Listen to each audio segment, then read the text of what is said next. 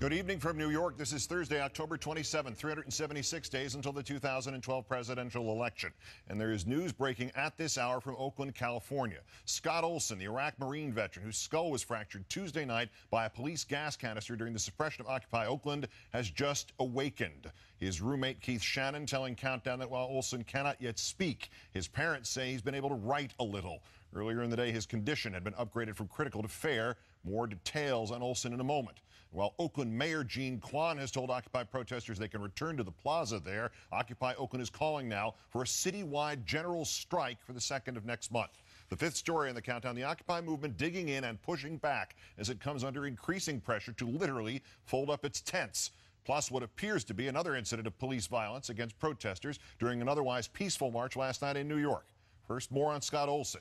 As we told you, according to Keith Shannon, after having been sedated since he walked into an Oakland hospital after his skull was fractured on Tuesday night, Olsen came out of the sedation this afternoon and awakened, not yet able to talk, but off the ventilator and breathing on his own. He may yet go into neurosurgery in the next day or two to relieve pressure on his brain. It's not apparent what the latest development says about the likelihood or unlikelihood of surgery. Olsen's parents are at the hospital, are obviously having arrived from their Wisconsin home. As Countdown reported last night, Olsen was struck on the head, apparently by a tear gas canister fired by police of some kind during the Tuesday raid in Oakland. Olsen's uncle, George Nygaard, told reporters he was disgusted. Now he gets wounded by people that we call peacemakers, or and police. I'm simply enraged, angered, and saddened all at the same time. In New York last night, Occupy Wall Street protesters marched in solidarity with Occupy Oakland, blocking traffic in some cases as they surged up the streets. I was extremely angry, outraged at what I saw happen last night in Oakland, California.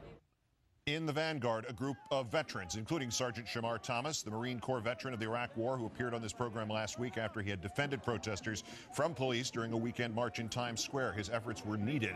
A camera caught at least one incident in which an NYPD officer appears to be beating a helpless protester. Center of your screen. And Sergeant Thomas says he defended other protesters last night and was struck in the back with police batons. For his efforts, he'll join us in a few moments. And the NYPD Sergeant Union tonight issued a warning to Occupy Wall Street. If one union member is hurt in an Occupy demonstration, the union says it will file civil lawsuits against individual protesters and any group supporting Occupy Wall Street in its camp at Zuccotti Park. Other New Yorkers taking an entirely different view of the protests, near total support of them. According to a Quinnipiac University poll, 58% of New York voters agree with Occupy Wall Street's views, just 28% disagree, and when it comes to Occupy's right to protest, 82% support it, only 13% do not. Among the supporters, 71% of New York's Republican voters. In Oakland, Occupy protesters struggled again with police and each other as a fence was erected to allow the campsite at Frank Ogawa Plaza to be cleaned. This after Tuesday's protests, which led to those 100 arrests and the unknown number of injuries. Mayor Quan, whose resignation or repentance I called for last night, held a news conference after that event in which, forgivably or not, she clearly appeared to have been out of touch with the situation in her own city, both before and after the police broke up the camp. I don't know everything. I'm still listening. I don't do the tactical planning. I didn't know what day. I was actually hoping that it wouldn't be until I got back. It seemed that was done as peacefully as possible. But I'm now hearing that maybe there's one or two incidents that we don't know.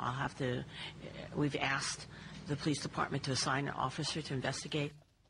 After that news conference, but before Occupy called for a general strike on November 2nd, Mayor Quan also released a statement in which she praised the efforts of 99% of the police, called for a minimal police presence at the plaza, at least for the short term, and claimed she understood the impact of the violence on the community. I want to express our deepest concern for all those who were injured last night, and we are committed to ensuring this does not happen again. Most of us are part of the 99% and understand the spirit of the Occupy Wall Street movement. We are committed to honoring their free speech right.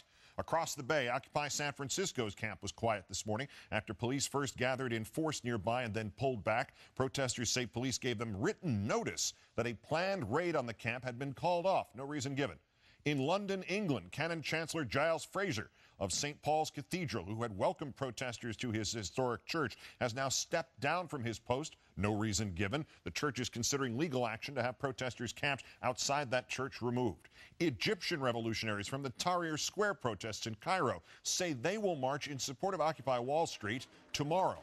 And in Chattanooga, Tennessee, Occupy protesters gathered outside the private Walden Club, where House Speaker John Boehner was taking part in a fundraiser, seats going for up to $10,000 apiece. The protesters said they wanted politicians to work for their jobs instead of raising money for their campaigns. For too long, we've been apathetic. For too long, we let the people with money make the decisions. And it's time for that to stop. Sergeant Shamar Thomas, the Iraq War veteran who marched with Occupy Wall Street last night, took a few blows to the back from police for his efforts. Joins me once again. Good to see you, sir. Keith. Were you part of an organized veterans group last night? Were you there for Oakland? Why were you there last night? Well, I was there in support of Oakland and because a Marine was injured, Scott Olsen. What happened was I actually have different accounts set up, and I set up accounts where I told people I'm gonna, go down there in support of Oakland. So there were veterans, in uniform and not in uniform that met me down there and, marched with me. How many, roughly, do you have any idea how many of you guys were there? The rough number, I would say at least 25. Veterans, but a lot of them weren't in uniform, and a lot of them didn't stand just in, in security. There was certain veterans that were like, we'll just stand in the back just to keep your back. So. Have you heard the criticism from the right wing that there can't possibly be any military people involved in this, that those must just be uniforms bought at an Army-Navy store? That has been a really big deal, especially over the internet. That we're all fake veterans, that we were there and planted. But my whole family has served. I have served. I don't lie about my service. And the veterans that were down there are true veterans and have a lot of them have served in the Iraq and Afghanistan wars. I was a little confused, and I'm sure you're even more so having been there. I was a little confused at the police response last night because there seemed to be two different parts of it. They seemed to be just as willing to crack batons as you would know much more than I. But at the other part, they did not succeed in stopping the protesters from going on the street without a pre-planned schedule and permit and everything else. So they were they being like very concerned about the small details of individual people, but not that concerned about the whole march?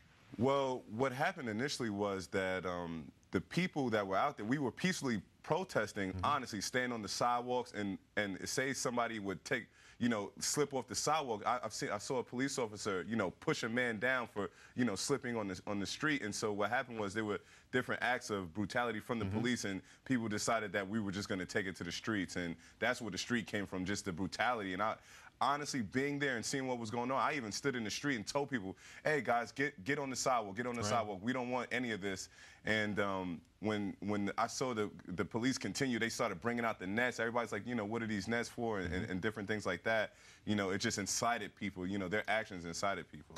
But it was amazing, though, that at that point when everybody went into the street, that's when the police got out of the way, right? I mean, towards the last part of that march was fairly free form, wasn't it? Well, actually, we were going against traffic, right? So they couldn't, they couldn't amass anybody to stop us. Excellent. So, and we kept, we didn't have a planned route, so we just kept making turns to, they couldn't keep up with us pretty much. It wasn't that they didn't want to. They tried, and they even had like different barricades at certain points where they had motorized scooters come in, and I actually saw a policeman rev up his scooter to try to hit one of the protesters from getting by.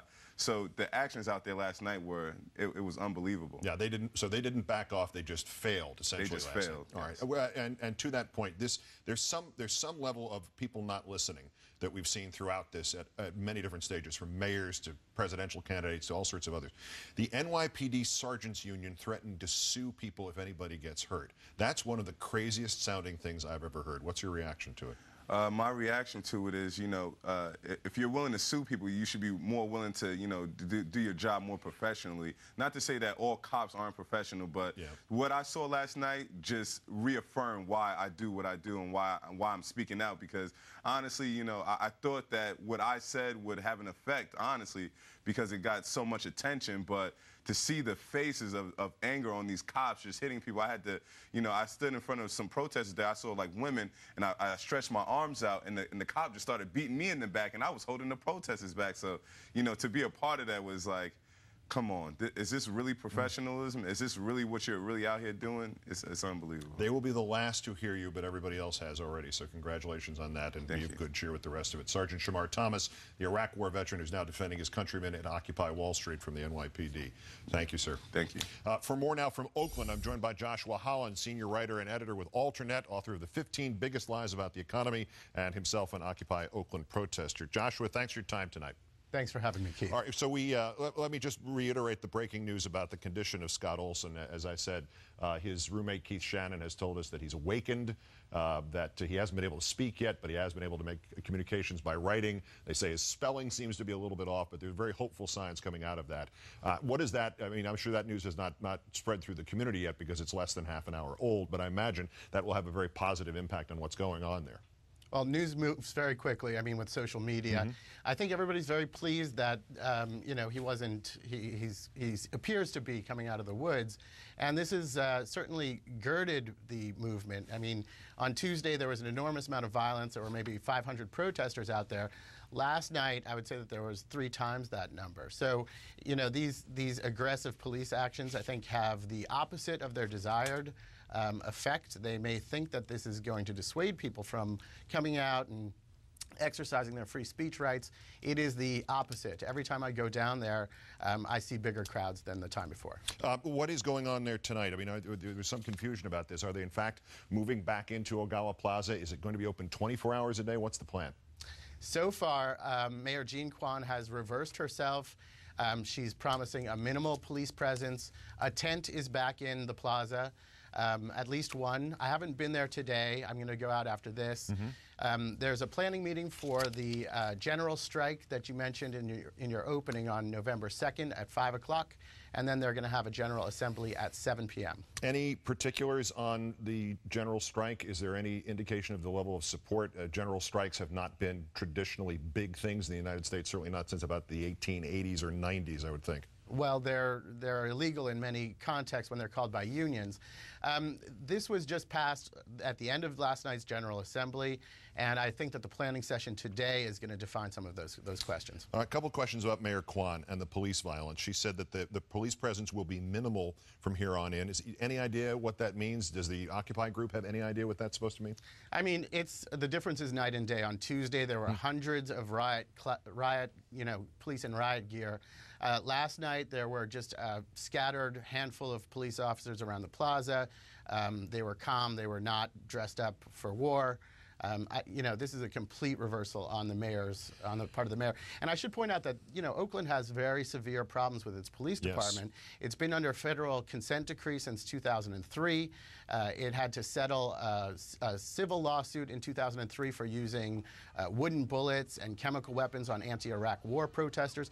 And just 2 weeks ago, the Federal Monitor issued a report that found that almost 30% of the time that Oakland Police Department officers drew their weapons, it was, quote, inappropriate and unnecessary. So this is a really problem-plagued department. I was on the radio in San Francisco with my old friend Gil Gross this afternoon, and he said that he'd interviewed somebody who was involved in this with what the mayor said about she wasn't in town, she wasn't responsible for the planning of Tuesday night, she's never been to Oakland, she doesn't know what a policeman is. There was a simple sort of reaction to this of, are you kidding me? Because A, if that's true, maybe she shouldn't be mayor because she doesn't have any control over the situation, and B, if it's not true, and she's making up a story. Do we have any idea what the truth is? Well, I don't think we can know for sure, but I think it's important to remember that this is a very progressive community. Yep. I'm sure if you did a poll here, you mentioned the polling in New York, you'd see 90% support. This is not a popular action. I mean, you know, these images of violent crackdowns are not playing well here. There was just a recall petition filed for Mayor Kwan. So I believe that she's distancing herself from the events of Tuesday, and doing so rather clumsily. Yeah, but regardless of how clumsy it might be, is it a climb down on her part? And if it's a climb down, do you think Occupy Oakland and those who support Occupy Oakland are willing to say, okay, you get one climb down? It's a fluid situation. As far as it looks right now, it's a dramatic reversal, a climb down. they're standing down. I mean, the amount of violence that there was on Tuesday was really remarkable. Yeah. Things are peaceful now in Oakland. So I don't know if it will remain that way. I don't know if they'll tolerate a larger camp. But so far, we're seeing just a really dramatic reversal from the stance that the mayor's office had taken earlier. Indeed. Joshua Holland of Alternate on the breaking developments in Oakland. Again, great thanks. Thanks, Keith.